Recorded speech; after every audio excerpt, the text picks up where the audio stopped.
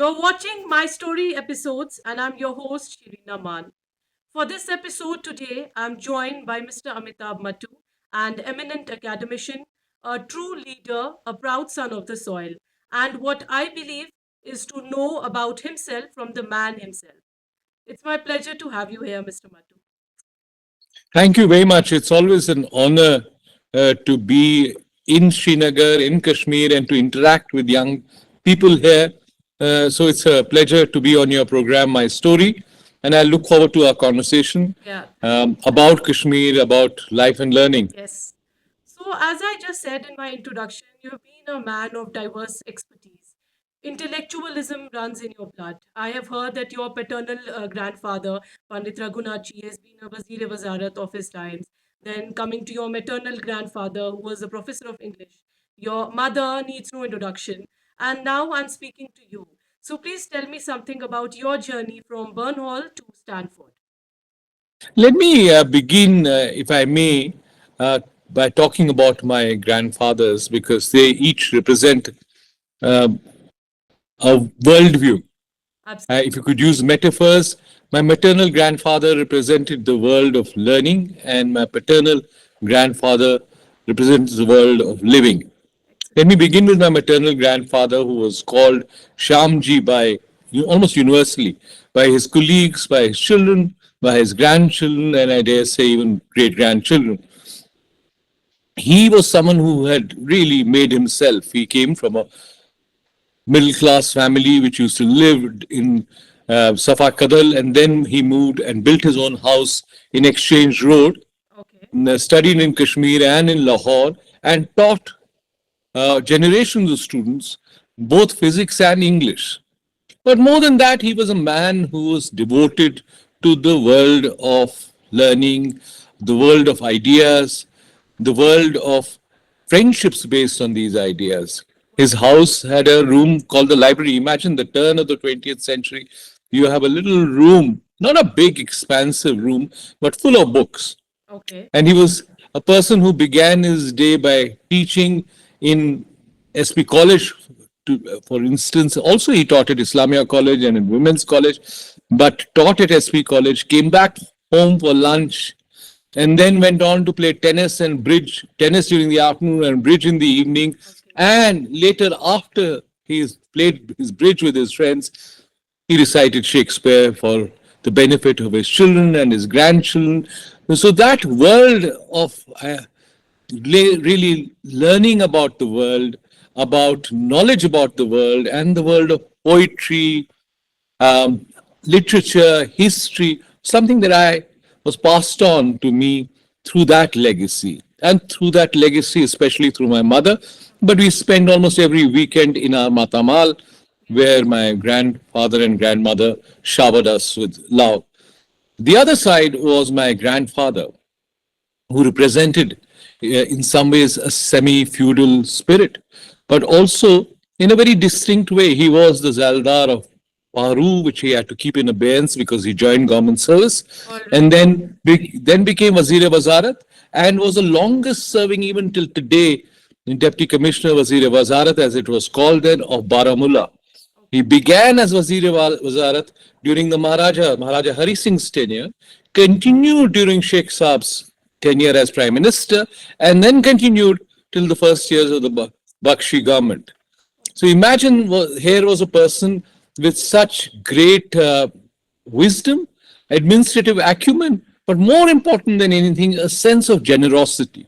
That's Um, very important. there was not a person that I knew who had anything to say against him. And he really used his wealth or his good fortune, his privilege, to serve the people and to actually shower them with his affection, his generosity, gifts. Uh, and he was called Janab Saab. Raghunath Matu was his official name, but he was called Janab Saab. Okay. And so between Shamji and Janab Saab lies the two kind of identities that I grew up with. And so what you see today is really, in some ways, images of those two Very true. uh, worldviews of learning and of living and contributing generously. Very well said. Very well said, Mr. Mattu. Moving forward, if I talk about your career and your journey, you have been into academics, you've been into political leadership, you have been an author of several books as well. So tell me something about how did you balance all these, multi-diverse fields of study, and how did these shape your public perspective? One can answer that question either a little pompously and self-righteously and say that if you're honest and if you work with integrity, the balance finds itself. But I think it was also to do with the fact that, as I said, we grew up in a household where learning was privileged, contributing to society and giving back was privileged. While I studied in my initial years in Srinagar, including Burnhall School and Amar Singh College, and then went on to JNU and Oxford, I was always aware that there was this legacy behind me. But thereafter, I think it was a question of developing a worldview in which you recognized that you were deeply fortunate.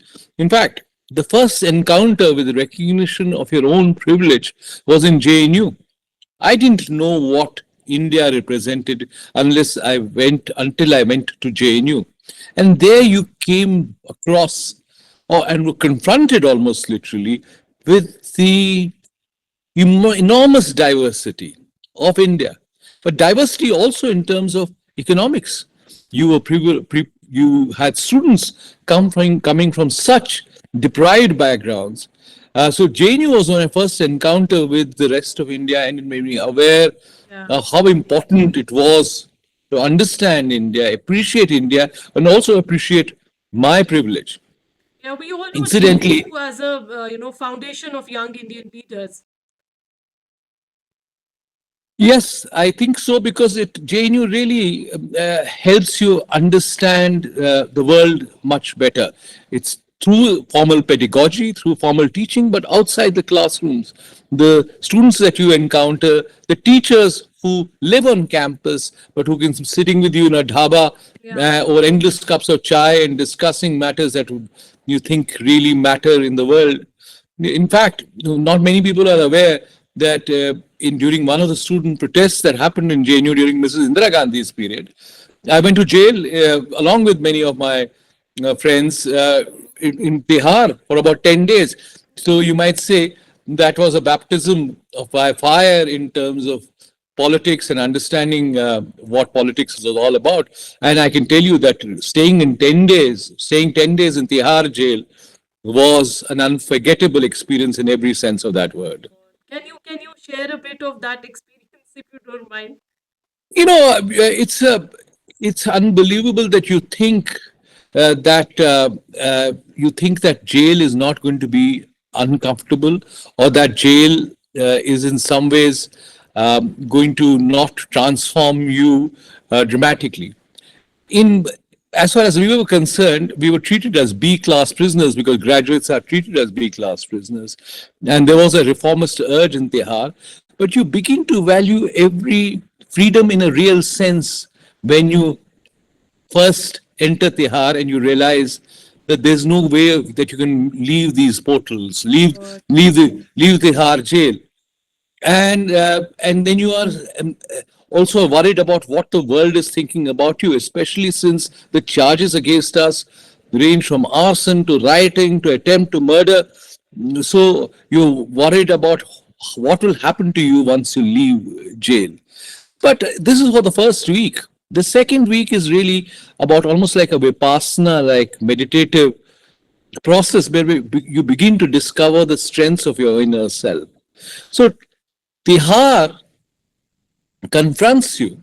Tihar actually makes you feel deeply uncomfortable, but out of that discomfort comes the strength That that helps you in some ways realize that you are capable of confronting the worst adversities in the world. So you tell me that beyond my initial upbringing, what changed me was JNU and that episode in Tihar. Incidentally, some of the people who went there joined the IAS joined the IPS, won Shape their of the minds. people who was there, won the Nobel Prize for economics. Abhijit Banerjee, he was there with us in jail as well. So it did not, in some ways, handicap anyone's career or professional growth, or indeed whatever they wanted to do later in life.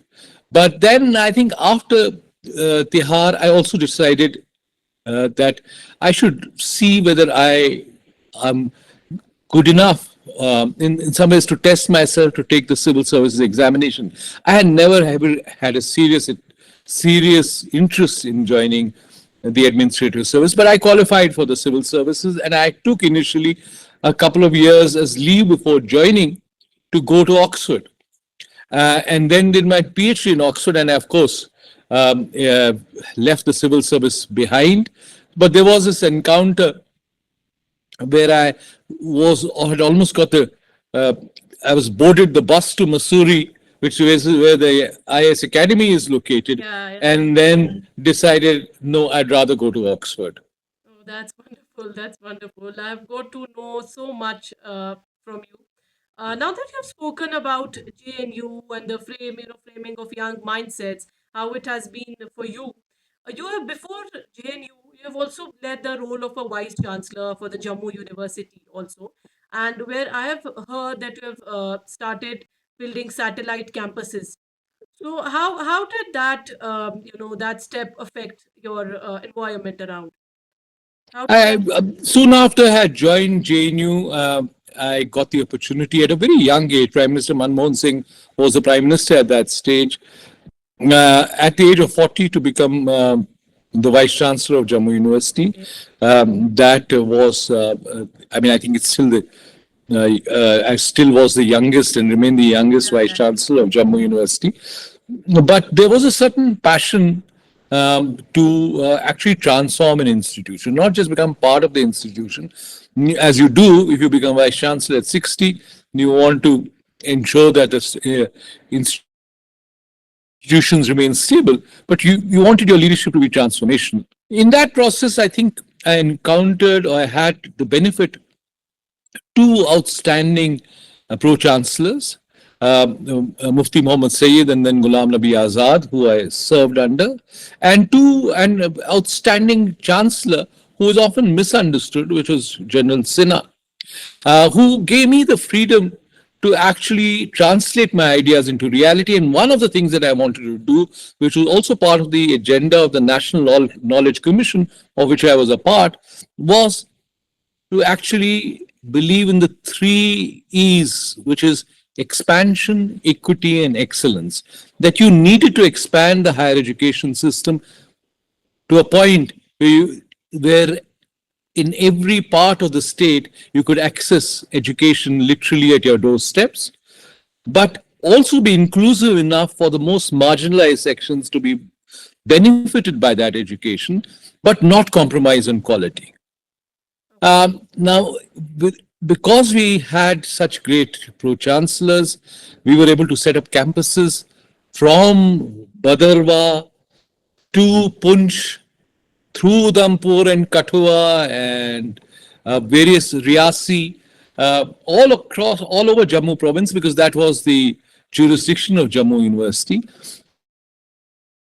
and actually raise hopes, create opportunities, and tap into the talent which is often not recognized, which exists in some of the most distant areas of our state. So that was an experiment, but I did, after 6 years of spending my time as Vice Chancellor, I think it was fortunate that I got the Padma Shri, largely because of my attempts to transform Jammu University from a small regional university into a globally recognized university. We were able to benchmark our quality through the ISO 9001 Yes. process, but also build one of the most fantastic auditoriums within Jammu University. Imagine the auditorium is named after General Zorawar Singh, Oh, but within that, there is a Ringchand Zangpo museum and a Sheikh Nuruddin Nurani cultural center as well. So, in some ways, that represented a symphony, a cultural Unity. syncretism that was Right. part of the part of our state. I can't imagine anyone creating an institution like that today, given that there is such degree of polarization.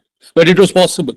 Tells you that with the right intentions, with the right support, and with some degree of entrepreneurship to be able to access resources, anything is possible.